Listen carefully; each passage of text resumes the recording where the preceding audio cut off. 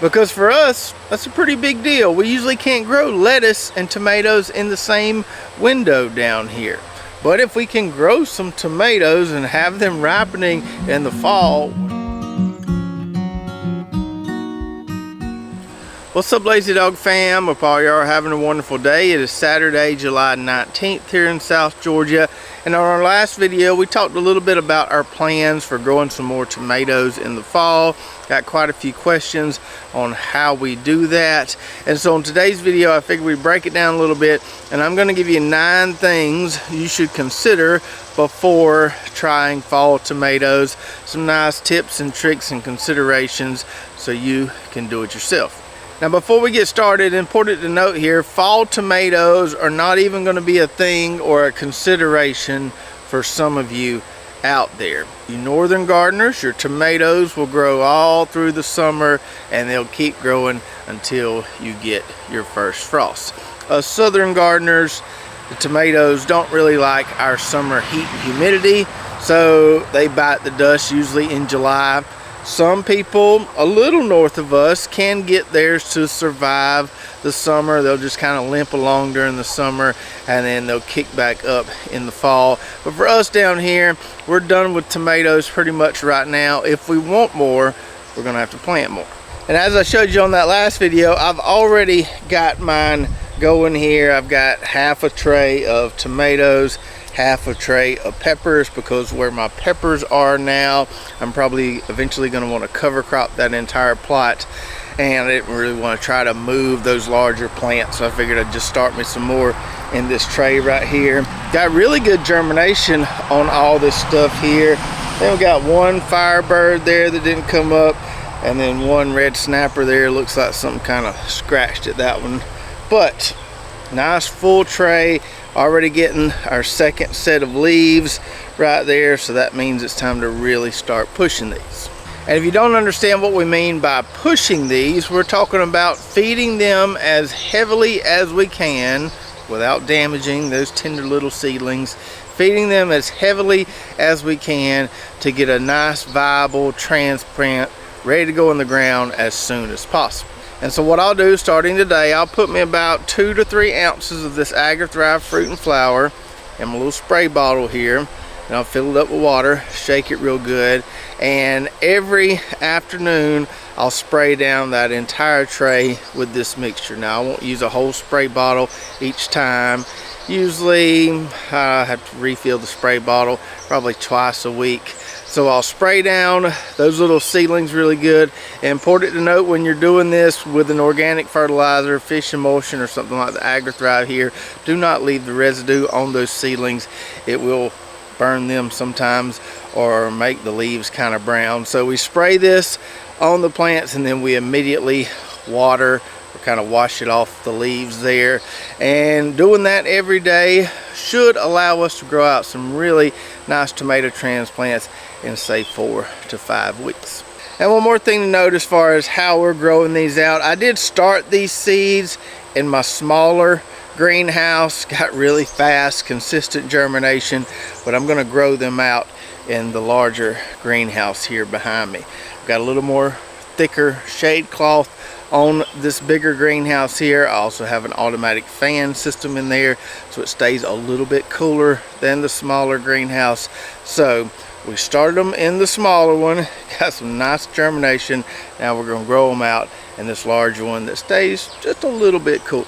So that's where we're at right now as far as the fall tomato growing process. Now let's get into our list of 9 things you should consider. And number 1 on our list is timing is everything. So for us down here, when we're planting stuff in the spring, yes, we want to get it in the ground in a timely manner so we can harvest some nice veggies before it gets too hot and before the pest and disease pressure gets too bad. But we don't have to be in a huge rush. We're not looking at maturity dates and wondering, oh, are we going to have time to grow this out or not? Now, our friends up north, you know, they're growing something like sweet potatoes or watermelons. They have to be really careful to make sure they get it planted in time because they only have so much summer heat to work with. So for us, growing fall tomatoes is a lot like a northern gardener growing sweet potatoes or watermelons, something like that, where they need definitely X amount of days to get a good grow out. So you need to have a good idea of when your average first frost date is in the fall or early winter. Down here, ours is usually around the middle to the end of November, although some years we don't get it until December. So know when that average first frost date is, and know what the listed maturity date is for the tomato variety you want to grow. Important thing to note here, the listed maturity date on tomato seed packets is usually the date from transplanting, not the date from seed. So you got to back up further, say 4 to 6 weeks, and consider that seed starting time there, the time it's going to take you to grow out a viable transplant. So do some research, do a little math to see if you've even got time to squeeze in a fall planting of tomatoes. And even if you get them started a little bit late, there are some things you can do, and we'll talk about that more at the end of the video. Now, the second thing you need to consider is that decreasing daylight will slow them down. And depending on where you live, what latitude you're at, you're going to lose more and more daylight as we get into the fall. Down here in the deep south, I think we lose 30 or so minutes of daylight in July, and then we'll continue to lose more in August and September. If you're up north, you lose a lot more daylight in July and August than we do. During the winter, your days up there are a lot shorter than they are down here. So the reduction of daylight hours as we move into the fall may lengthen that maturity date a little bit, because we're not getting as much sunlight every day as we're getting now when it's getting dark at 9 o'clock still. We start getting dark at 6 o'clock, 6:30, 7 o'clock. It's a big difference having 2 hours less of daylight every day. The third thing on our list to consider, fall is prime tomato growing weather, eventually. So if we've got tomato plants in the ground and say late summer, once those nights do eventually cool off a little bit, man, those tomato plants down here really start to thrive. I said this last year on a video. Now I know what it feels like for those gardeners up north growing tomatoes in a milder climate during the warm season. So tomatoes just love our fall weather around here, which sometimes really isn't fall, but it's a lot cooler than it is now. And man, they just look so lush and beautiful. But the trick is, as we'll discuss more in a minute, you got to get them to survive that tail end of summer first. You can get them to make it through that, they're gonna really do well when it cools down in the fall. The fourth consideration on our list is to choose the right variety. We preach this a lot because I think it's very important. And if we think about this, we think about, okay, we're going to plant some tomatoes just for the fall. We know we're working with a pretty tight window here.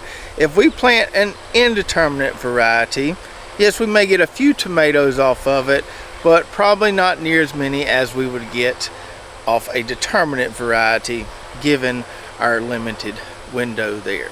Now, I'm not trying to discourage you from planting an indeterminate. I have a few indeterminates in that tray I showed you earlier, but know the expectations there. Know that you may not get that many fruits off the indeterminate plants compared to what you get off the determinate plants, which tend to produce a lot more tomatoes at one time.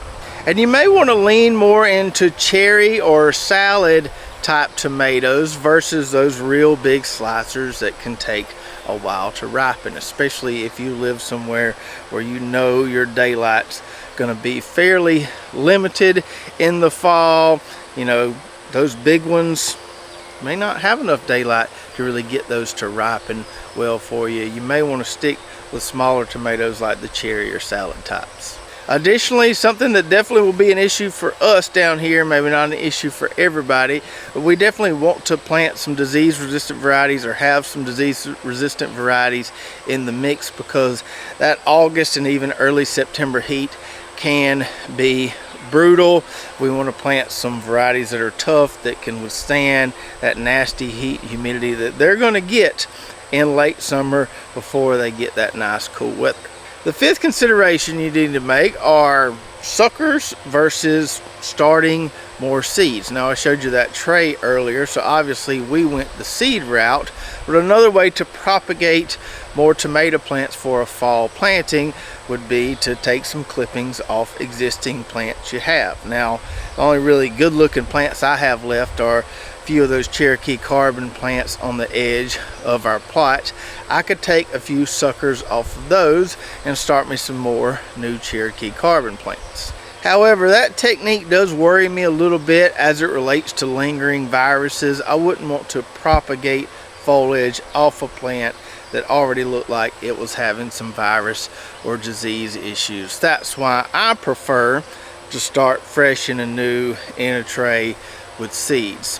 And good thing to kind of hold on to your seeds for your spring planting. If you're not using all the seeds in the pack, hold on to just those 2 or 3 seeds, and then you can try them again in the fall. I may root some suckers off that Cherokee carbon plant and we can compare them, you know, rooting suckers versus starting seeds, see if there's any performance difference there between the two. Let me know in the comments below if that's something you'd like to see. Now to the 6th consideration on our list, expect some summer struggles. When we put these tomato plants in the ground, it is going to be the hottest and nastiest part of the year down here. So we need to expect some struggles because we're planting them at that time. We may not have a 100% survival rate with all our transplants, so we may want to have a few backups. That's why I planted more than I'm going to need in that seed starting tray. Additionally, once we put them in the ground, even if they survive a week or two, they may look pretty dang rough for 2 to 3, maybe even 4 weeks. But if we can just get them to hang on, you know, feed them well, just get them to hang on, it's crazy how much they'll turn the corner once it starts to cool off. So just be prepared for those summer struggles. Don't just pull up all the plants if they start to look rough. Just try to limp them along there until it cools off, and I promise you they'll turn around.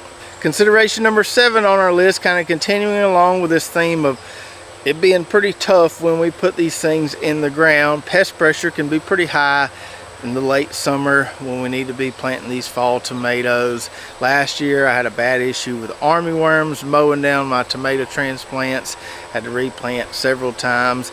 I've never had an issue with armyworms mowing down tomato plants in the spring, but I had an issue with tomato plants planted in the late summer. So you may have different pest pressures than you're used to because you're planting at a different time. You may need to keep a closer eye on things, you know, monitor any worms or any damage on a daily basis. That way you can react and do what you need to do to try to stop it. Number 8, keep it small unless you know what you're doing.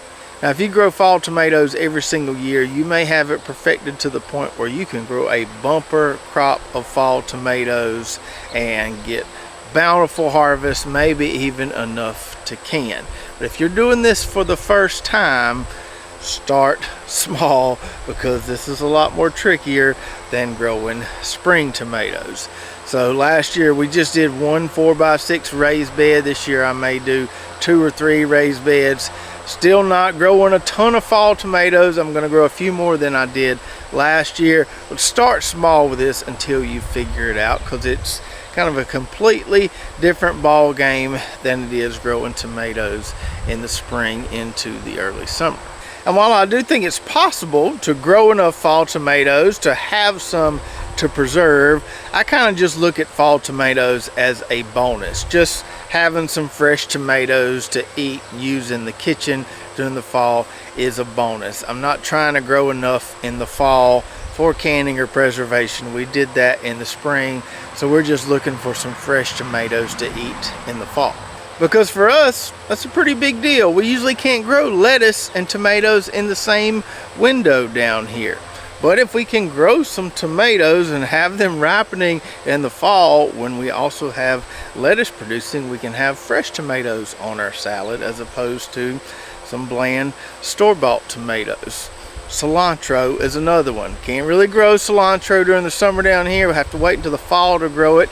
So if we want to make some fresh salsa, then maybe we'll have some nice ripe tomatoes. We can put that cilantro along with it and make some nice tasty fresh sauce. And then number 9 on our list, you can cover them if you only have a few. This goes back to our whole starting small point earlier. If you've got 2 or 3 30-foot rows of fall tomato plants, probably going to be tough to scramble and cover all those if you get an early first frost. But if you've just got 2 or 3 or 4 or 5 or 6 tomato plants in the ground for the fall, you can pretty easily cover those and protect them and kind of extend your growing window a little bit. So I was able to do that pretty well last year with some of the Agribond frost protection fabric, extend my growing window out several weeks. Now it eventually did get cold enough to where that few degrees of protection that the Agribond fabric provides wasn't enough, and it killed my tomato plant. But that extra, 2, 3, 4 weeks really did help. And that was easy to do on just a few plants. I probably wouldn't want to do that or spend the money to buy enough fabric to cover rows and rows of fall tomato plants. But on just a few plants, pretty easy to do, doesn't take long to set up at all.